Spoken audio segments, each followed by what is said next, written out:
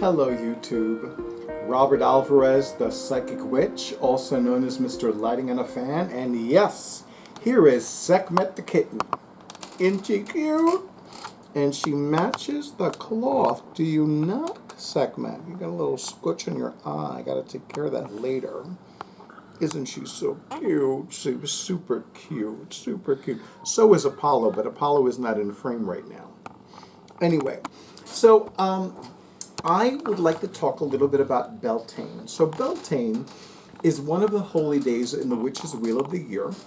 In many magical traditions, it is May 1st, although in other magical traditions, Beltaine Eve, April 30th, is also highlighted. So Beltaine is...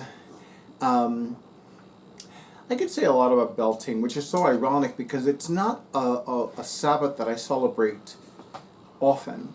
In fact, I really don't celebrate it much at all. So the thing about Beltaine is that it is a celebration of fertility. And in some magical traditions, it symbolizes the beginning of summer. Now, there is this thing called climate change, which I know some people deny its existence and some people call an outright hoax. But it is currently in my area in New Jersey in the 50s, and it's raining, and it's cold, hence the long sleeves. But I digress.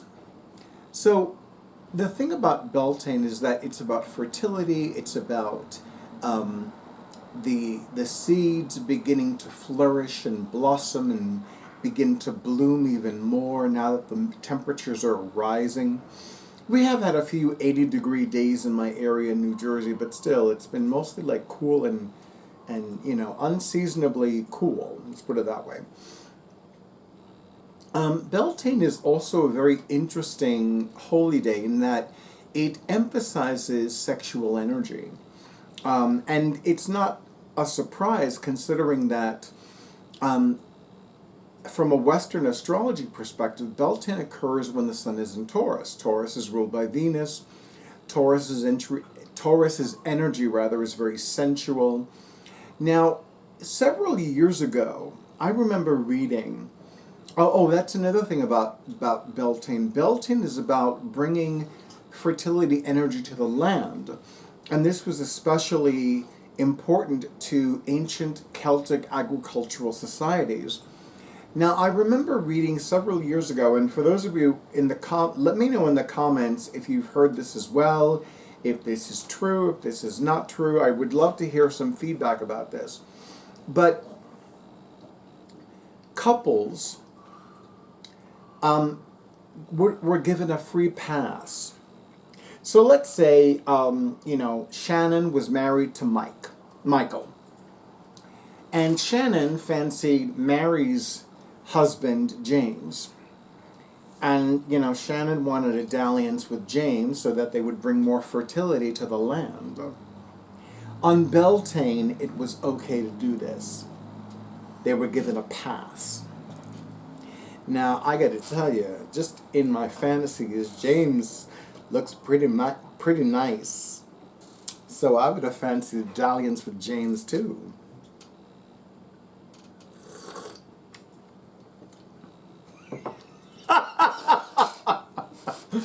Anyway, so let me know in the comments how if you've read the same thing, if you know it to be true, if you know it to be false, because I'm curious, and I also want to continue learning.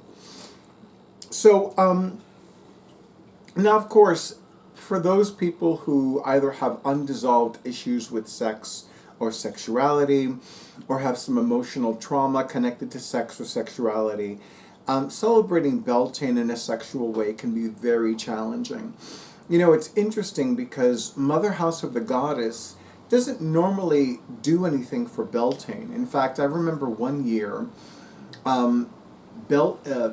May was referred to as the Mary, as in Mother Mary month of May, at Mother House of the Goddess. And around that time, Kimberly Moore, who is the founder and the lead priestess of Mother House of the Goddess, had began leading this lovely ongoing workshop. I think it was a grand total of 9 classes or 9 Zoom calls.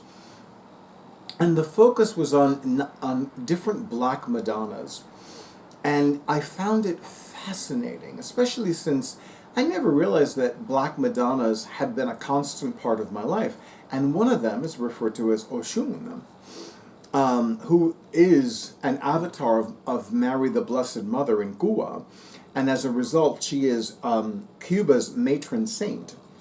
So it fascinated me. And of course, so the focus being on Mother Mary and the Black Madonnas for the month of May was very non-threatening from the perspective of one dealing with sexual trauma. Not that I necessarily have any sexual trauma. I don't think I have. I might need to do a check-in about that. But it was just a beautiful, beautiful ongoing workshop. And I haven't talked about Mother House of the Goddess in a while, but I will tell you that there are so many wonderful classes and workshops and meditations in which I've participated in Mother House of the Goddess. So I highly recommend checking them out if you haven't already done so. And I absolutely need to return to Mother House of the Goddess. They actually started a new moon goddess meditation, which I have forgotten about the first 2. I think I missed the most recent one because there was a new moon on Tuesday, May 7th. So hopefully I'll be able to join the one in June, but I digress. So that being said, did you do anything special for Beltaine? Either April 30th, Beltaine Eve, or May 1st. By the way, sometimes some people refer to Beltaine as the pole in the hole holiday because of the maypole. Because, you take this big pole and you stick it in moist earth, Yes, the symbolism is quite there. Drake gave me a look. Drake, of course, is more commonly known as my awesome audiovisual person for my YouTube videos. And Drake knows I did not make this up. That's how they usually do a maypole setup.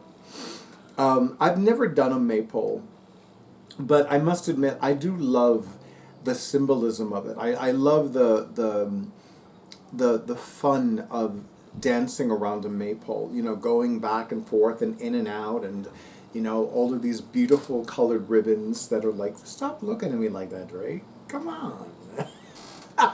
You're so funny. He's so funny today. Anyway, but yeah, I'm curious to know if you in YouTubeLand did anything for Beltaine.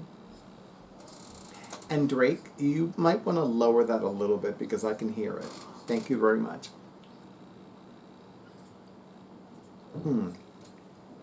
Yes, I'm drinking coffee because I'm alive and, so what if it's up to 9 p.m.? I'm going to still sleep tonight. But anyway, thank you, YouTube, for honoring who I am and what I do, for all the likes, comments, shares, and subscriptions to my YouTube channel. And thank you especially to those of you who have already scheduled your sessions this month. I already have a phone reading scheduled for Friday, as in 2 days from today. And there is somebody who, in her most recent reading with me, it came out that I need to do a spell on her behalf. And yes, I've already begun preparing for that spell, even though I will not be doing said spell until during the waning moon. But yes, I am very much looking forward to this particular spell because it's one of my specialties. But I digress. Anyway, as always, stay in tune with your intuition. Stay safe. Stay well. Stay hydrated. Coffee, tea, water, you know the deal. And stay tuned for the next video.